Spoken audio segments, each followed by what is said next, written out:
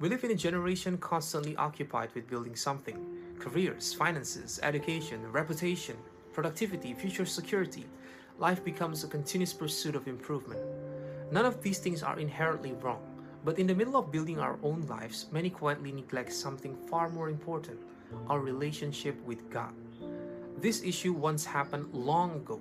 In Haggai 1, God rebuked his people: "My house, which remains a ruin, while each of you is busy with your own house."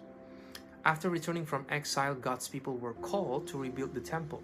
Yet over time, they became preoccupied with building their own houses while leaving God's house in ruins.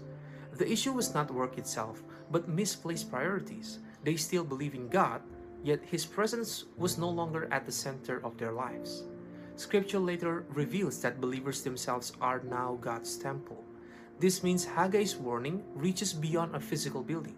It confronts the condition of our inner lives. Perhaps we worry so much about building our house that we forgot about building His house in our lives.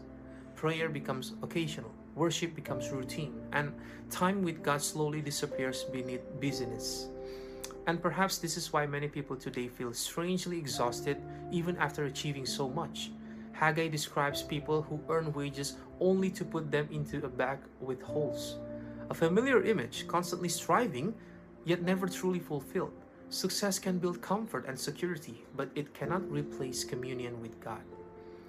Yet Haggai's message is not condemnation, but invitation. God calls his people not merely to work harder, but to return and rebuild what has been neglected. Sometimes the most important part of spiritual growth is not adding more activities, but restoring intimacy with God again. So let's take a look at ourselves. What have been our priorities lately? Have we become too busy? Take time to recalibrate. Do not let his house be left in ruins.